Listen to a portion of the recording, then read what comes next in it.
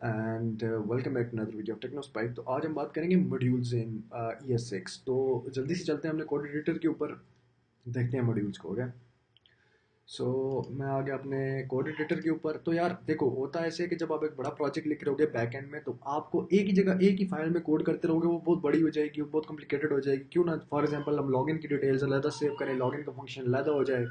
इसी तरीके से हमारे पास जो है वो यूज़र के जो डैशबोर्ड है उसका डिस्प्ले अलग हो जाए। तो इस सब के लिए बेसिकली यूज़ होता है ये मॉड्यूल वाला कॉन्सेप्ट। इसके दो तरीके हैं, एक कॉमन जेएस में, एक ES6 में है। तो पहले हम कॉमन वाला देख लेते हैं। ES6 में वो भी आ जाता है, लेकिन इंपोर्ट एक्सपोर्ट का तरीका थोड़ा डिफरेंट है। तो वो हम जब आगे नोड जेएस में जाएंगे तो मैं आपको सारे तरीके बताऊंगा। जनरली कोड को कैसे हमने जो है वो छोटा करना है, उसके लिए हम इसे यूज़ करेंगे। सबसे पहले मैं यहाँ पे एक फाइल बना लेता हूँ जिसका नाम रख लेते हैं मॉड्यूल्स। मॉड्यूल्स। और इस फोल्डर के अंदर एक फाइल बना लेते हैं, first.js। first.js के अंदर से मैं एक वेरिएबल बना लेता हूँ। फॉर एग्जांपल हम एक वेरिएबल बनाते हैं, let x is equal to 20। और अब मैं चाहता हूँ ये यहाँ से एक्सपोर्ट हो और हमारी मेन फाइल में जाए, वहाँ से हम इसे यूज़ कर सकें। तो उसका तरीका ये, आपको यहाँ पे कुछ भी नहीं करना, सिर्फ लिखना है module dot exports is equal to, और what the module, why it's why man why module dot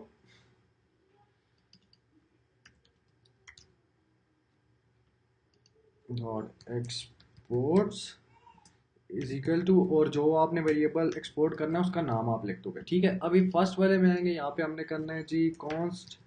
इसको मैं ले लेता हूँ कासिम, ले लेता हूँ। कोई भी वेरिएबल आप रख सकते हो, मैं कासिम इसलिए ले रहा हूँ ताकि आपको क्लियर हो कि आप कोई भी नाम यूज़ कर सकते हो। कासिम is equal to require. Require के अंदर आप डालोगे डायरेक्टरी का पाथ।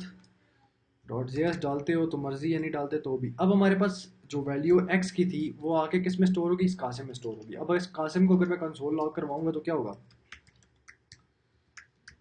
और मैं यहाँ पे कर देता हूँ कासिम। इसको मैं कर देता हूँ सेव। जल्दी से इसको करते हैं रन, और आप देखोगे कि आपको 20 यहाँ पे प्रिंट होकर मिल जाएगा। अब रन मैंने फर्स्ट लेक्चर डॉट जेएस की है, लेकिन वैल्यू कहाँ से आ रही है, यहाँ से। अब ज़रूरी नहीं है आप सिर्फ वेरिएबल को ही एक्सपोर्ट करोगे, आप यहाँ से फंक्शन को भी कर सकते हो। फॉर एग्जाम्पल सिंपल एक फंक्शन बना लो, फंक्शन इसका नाम रख लो हेलो। और हेलो के अंदर आप प्रिंट, व्हाट द हेल यार, एक तो नया कीबोर्ड मुझे जो है ना थोड़ा इरिटेट करता है, लेकिन कोई नहीं। कंसोल डॉट लॉग करेंगे, इसके अंदर हम कर देते हैं हेलो वर्ल्ड। अच्छा, बस यार गुजारा करो हेलो वर्ल्ड को। इस फंक्शन का नाम यहाँ पे लिखेंगे हेलो। इसको कर देते हैं सेव। फर्स्ट वाली फाइल के अंदर आते हैं, यहाँ पे कासिम में रहने देते हैं रिक्वायर वंस। और जो कुछ वहाँ से एक्सपोर्ट हो रहा है वो कासिम में आके स्टोर हो रहा है। अब अगर मैं इसको रन करूँगा तो क्या होना चाहिए, सोचे क्या होना चाहिए। फंक्शन लिखा हुआ आ रहा है और हेलो लिखा हुआ आ रहा है, मतलब वहाँ से एक एक्सपोर्ट होकर फंक्शन आया है जो हेलो प्रिंट है। लेकिन अगर मैं यहाँ पे इस तरीके से डाल के और यहाँ पे सिर्फ ब्रैकेट्स डाल दूँ तो ये मेरे ख्याल से फंक्शन को ही रन करेगा, हेलो वर्ल्ड एंड अनडिफाइंड, क्योंकि फंक्शन कुछ रिटर्न नहीं करा। अगर मैं यहाँ पे रिटर्न करवा दूँ, फॉर एग्जांपल मैं इस कंसोल लॉग को रिटर्न करवा देते हैं और यहाँ पे रिटर्न जीरो कर देते हैं, रिटर्न जीरो।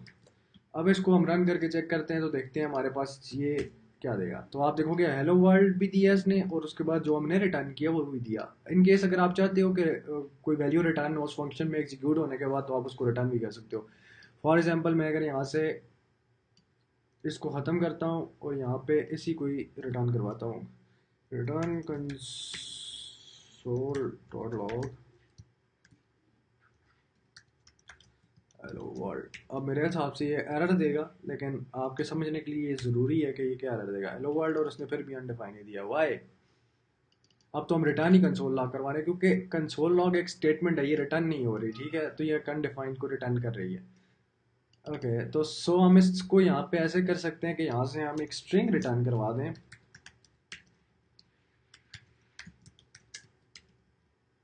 वर्ल्ड के नाम से। इसको सेव कर दें यहाँ पे, और इस जगह पे इंस्टेड ऑफ कासिम हम इसे कंसोल, अच्छा हम कंसोल लॉग करवा रहे हैं ना यार यहाँ पे भी। तो कंसोल लॉग कासिम करवाओगे, अब तुम्हारे पास वो जो रिटर्न स्टेटमेंट है वो कंसोल लॉग हो जाएगी, सिंपल हेलो वर्ल्ड। देखा, तो ये बेसिकली तरीका होता है हमारे पास किसी भी मॉड्यूल को यूज़ करने का। तो इस तरीके से हम डिफरेंट फाइल्स बना सकते हैं। एक एग्जांपल और कर लेते हैं यहाँ, ताकि आपके समझने में आसानी हो जाए।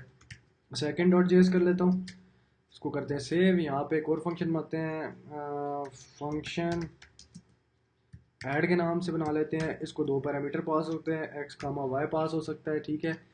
और इसके अंदर हम कर देते हैं रिटर्न एक्स प्लस वाई, ठीक हो गया।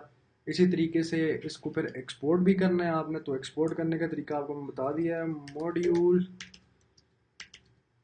डॉट, यार ये मुझे समझ नहीं आ रही, ये क्या मस्ती कर रहा है मेरा कंपाइलर, एक सेकंड रुक जाओ यार, इसका परमानेंट जुगाड़ निकालते हैं।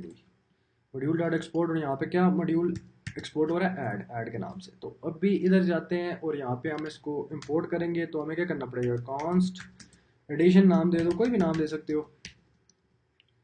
एडिशन इक्वल टू रिक्वायर के अंदर आपकी ब्रैकेट्स आ जाएंगी, dot slash module slash second. क्यों नहीं आया, सेकंड क्यों नहीं आया, क्योंकि सेकंड आपका इस मॉड्यूल के अंदर नहीं, बाहर बन गया। इसको मॉड्यूल के अंदर शिफ्ट करेंगे और ये हमारे पास अब मॉड्यूल्स के अंदर चला गया ना, हाँ ठीक हो गया। तो यहाँ पे हम क्या कर देते हैं, यहाँ पे लिख देते हैं सेकंड डॉट जेएस, तो ये हमारे पास सेव हो जाएगा। अब यहाँ पे इसको तो कर ही देते हैं, लेकिन यहाँ पे हम क्या करवाते हैं, कंसोल डॉट लॉग, और सेकंड का नाम क्या रखा था, एडिशन, और उसका हमने फंक्शन कॉल करना है। फंक्शन को वैल्यू पास कर देते हैं 10, 20 एंड रिजल्ट आना चाहिए 30। इस कोड को रन करके चेक करते हैं तो आप देखोगे हमारे पास हेलो वर्ल्ड, तो पहले फंक्शन में से उसने इंपोर्ट कर लिया 30, दूसरे फंक्शन में से, क्योंकि यहाँ पे 10 और 20 की वैल्यूज़ हमने पास की, वो यहाँ पे आके एक्स और वाई को साइन हो गई और इसने उन दोनों का एडिशन को रिटर्न कर दिया। और ये क्योंकि मॉड्यूल एक्सपोर्ट हो रहा था, तो बेसिकली इस तरीके से हम एक्सपोर्ट को यूज़ कर सकते हैं और इम्पोर्ट मॉड्यूल को यूज़ कर सकते हैं। बाकी मैं आपको फर्दर जब हम प्रॉपर सर्वर्स वगैरह बनाएंगे उसमें फाइल्स को इम्पोर्ट एक्सपोर्ट करना आपको बताऊंगा। Thank you very much for watching this video. For more this kind of content, like, subscribe and share. Thank you, have a nice day.